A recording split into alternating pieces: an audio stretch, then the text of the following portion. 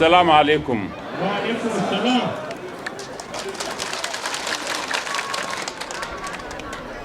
Aram ma fonda tilas. Fonda tilas. Merci beaucoup pour votre accueil. Vous êtes venus très nombreux m'accueillir. J'ai été particulièrement touché par les propos qui ont été tenus par vos différents représentants qui se sont adressés à moi. Je les remercie, mais je voudrais leur dire et vous dire à vous tous que c'est mon devoir élémentaire qui commande que dans des instants de ce genre, je vienne personnellement partager avec vous votre deuil, vous soutenir dans votre malheur, vous soutenir dans votre souffrance. Vous venez de perdre 69 personnes, la plupart très jeunes, des différents villages de la commune de Bani Bangou. Chacun de vos villages porte le deuil de cette disparition tragique. Les morts, elles sont toutes douloureuses, mais certaines sont plus douloureuses que d'autres. Et la façon dont les 69 enfants de Bani Bangou viennent de mourir, c'est quelque chose de très choquant. Tout le Niger est choqué. Toute la communauté humaine a été choquée. J'ai reçu beaucoup de messages de compassion de l'extérieur. Et je me devais de venir ici à Bani Bangou vous dire que cette souffrance, elle est la mienne. Des terroristes sans foi ni loi, parfois des jeunes gens de cette région-là ont pu commettre quelque chose d'aussi abject. Je viens d'écouter vos représentants. Ils m'ont soumis un certain nombre de problèmes. D'abord, évidemment, le problème de l'insécurité. Les chefs de village de Bani Bangou se souviennent qu'il y a quelques années, quand j'étais ministre de l'Intérieur, je les avais reçus avec le député Karidjo. Et à l'époque déjà, je vous avais dit toute la préoccupation qui était la mienne.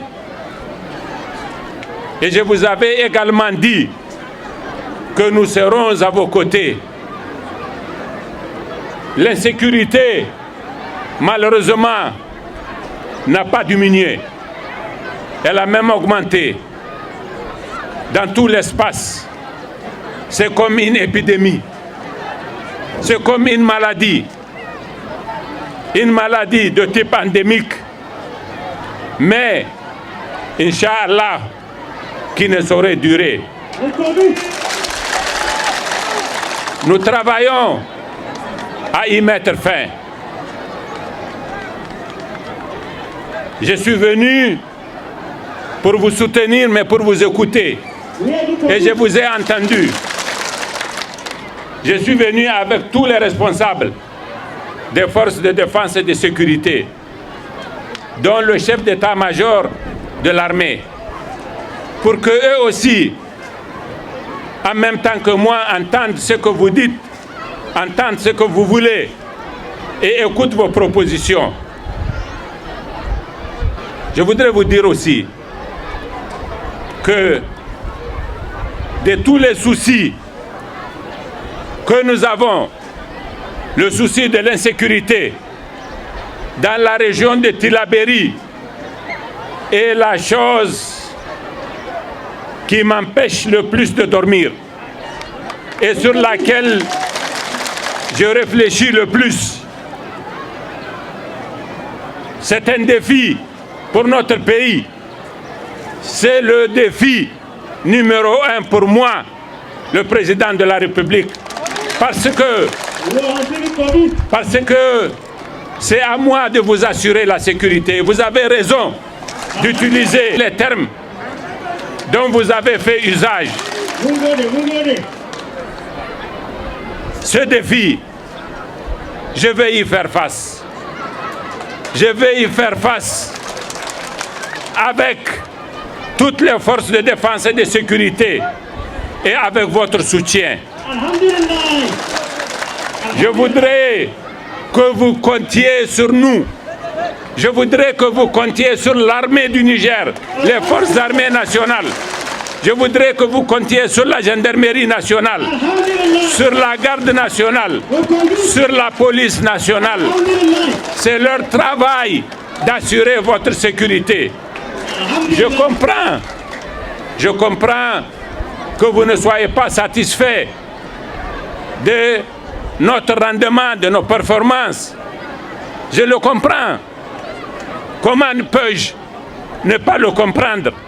Mais en même temps, si vous êtes révolté légitimement et si vous pensez que vous pouvez assurer votre défense vous-même, c'est légitime. Mais celui qui doit assurer votre défense et sur lequel vous devez compter, c'est l'État. Et je suis venu vous dire qu'il faut compter sur nous. C'est le premier élément de mon message. Pendant 10 ans, nous avons accru le nombre de nos militaires des forces armées nigériennes presque par 3. Nous avons plus que doublé le nombre de la garde nationale, les effectifs de la garde nationale. Nous avons presque doublé les effectifs de la gendarmerie nationale. Nous avons doublé les effectifs de la police. Mais ça reste totalement insuffisant. Nous avons multiplié de façon conséquente les équipements de nos forces. Vous le voyez. Vous voyez les voitures avec lesquelles ils viennent. Vous voyez les blindés qu'ils utilisent, les hélicoptères. Mais c'est insuffisant. Nous allons augmenter le nombre, les effectifs de toutes nos forces. Nous allons augmenter les équipements. Nous allons augmenter les moyens. Inch'Allah. Et nous serons en capacité, à terme, d'assurer convenablement votre sécurité, au point où vous ne pourriez pas songer à vous défendre vous-même, Inch'Allah. La difficulté pour le Niger, mes chers frères et sœurs de Bani Bangou, c'est que notre pays est vaste et nous avons des défis un peu partout. Dans le lit du lac Tchad, nous avons Boko Haram. Nous avons déployé des forces nombreuses là-bas pour assurer la sécurité des gens de Difa.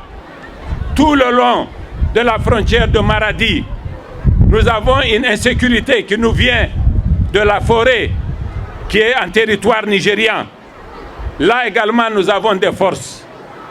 Et tout le long de la frontière, depuis Agando, comme vous dites, jusqu'à au-delà de l'Abzenga, jusqu'à Ayoru, vous avez des forces terroristes qui ont leur base dans un pays voisin que le Mali, qui connaît cette situation depuis très longtemps.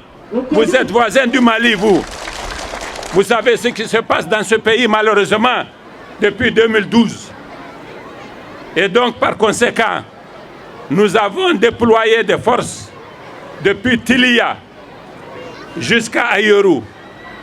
Mais l'espace est vaste et les sollicitations sont nombreuses.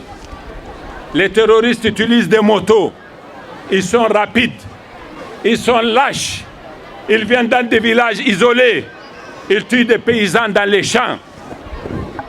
C'est une maladie pour laquelle le remède est difficile mais pas impossible. Et nous allons progressivement trouver le remède. La situation, de façon générale, s'est améliorée. C'est pourquoi vous avez un long temps calme et puis des épisodes comme celui que nous venons de vivre. Je voudrais lancer un appel pour que vous soyez très patients. Il ne faut pas que des individus égarés qui ne savent pas ce qu'ils veulent posent des actes qui aient des conséquences sur les relations entre les communautés. Ces gens-là, ils font du tort d'abord à leurs parents. Ils les ont quittés, ils les ont exposés. Quand vous êtes de la région, comme Bani Bangou, vous êtes connu, le fils d'un tel, vous êtes dans le terrorisme, vous venez attaquer vos voisins, vous les tuez. Vos voisins pensent que c'est votre père qui a fait ça. Et ils s'en prennent à votre père, qui lui n'a rien à voir. Nous sommes des musulmans. Je voudrais que nous sachions et que nous n'oublions jamais que nous sommes des musulmans. Il ne faut pas que des gens qui ne savent pas ce qu'ils font, parce qu'en fait, qu'est-ce qu'ils veulent?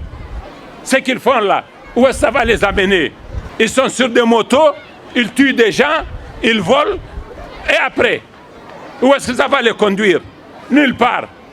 Ce sont des ignorants, ils ne sont rien. Mais, évidemment, ils vous rendent la vie difficile. Mais surtout, il faut éviter que cela dégrade la relation entre les communautés. Nous sommes des frères. Les Germains, les Sonrai, les Peuls, les Touaregs, les autres, les Haoussa, les Kourfayawa. Nous sommes tous, les Arabes, nous sommes tous des frères. Nous sommes tous des musulmans. Si quelques-uns qui sont égarés se comportent de façon irresponsable, criminelle, font des choses choquantes, il ne faut pas que ça dégrade nos relations. Je suis venu, mes frères et sœurs de Bani Bangou, vous implorer pour que vous conserviez notre vivre ensemble, pour que vous conserviez notre convivialité, des gens musulmans, des gens tranquilles, des gens non violents, des gens qui ne sont pas d'accord avec cette violence, des gens qui réprouvent ça, qui dénoncent ça, qui sont horrifiés par ça. Ça, c'est un des aspects du message que j'ai voulu vous communiquer. Mes chers frères et sœurs de Bani Bangou, vous m'avez parlé de la famine. Vous savez, je serai de toute façon venu à Bani Bangou, même s'il n'y a pas eu cet épisode douloureux, parce que je sais que Bani Bangou souffre. Et mon devoir, c'est d'aller chez ceux qui souffrent. Je sais que cette année, les terroristes vous ont empêché de cultiver. Je sais également que la saison de pluie n'a pas été bonne. Je sais par conséquent. Je le dis en réponse au Meigeri. Je le dis en réponse au cheikh de Garbaï. Je sais que Bani Bangou est très déficitaire sur le plan alimentaire. Donc, par conséquent, je veux mettre en œuvre un plan spécial de soutien à Bani Bangou et aux Armaganda de façon générale pour vous soutenir dans cette épreuve de déficit alimentaire. Je connais vos autres problèmes aussi liés aux routes. Je vais l'étudier et je vais donner les instructions nécessaires. Je connais les problèmes de l'eau, les problèmes de vos écoles qui sont fermées pour nombre d'entre elles depuis déjà plus d'une année du fait de l'insécurité. tous ces problèmes que vous avez soulevés, nous allons les étudier de façon tout à fait exceptionnelle, en tenant compte du contexte de difficultés exceptionnelles auxquelles vous faites face. Je voudrais seulement que vous nous fassiez confiance. Je sais qu'il y a un vide entre ici et Walam. Nous avons besoin de postes militaires. Entre ici et Mangaïsé, nous avons besoin d'une présence encore plus soutenue. Je suis avec le chef d'état-major. Il vous a entendu. Je vous ai entendu. Donc, ces problèmes, nous sommes venus vous les entendre nous soumettre. Et je pars en vous faisant la promesse ferme que je les étudierai avec conscience et j'y répondrai de façon spéciale. Mais nos moyens sont limités. Il faut que vous le sachiez. C'est pourquoi certaines questions peuvent prendre du temps. Nous avons besoin de votre compréhension. Nous avons besoin de votre patience. Dans cette épreuve qui est la vôtre aujourd'hui, faites ce que Dieu a recommandé. La patience aussi. Mettez beaucoup de patience, beaucoup de tolérance. Mais votre sécurité, c'est notre affaire. Nous allons la prendre en charge de façon conséquente, Inch'Allah.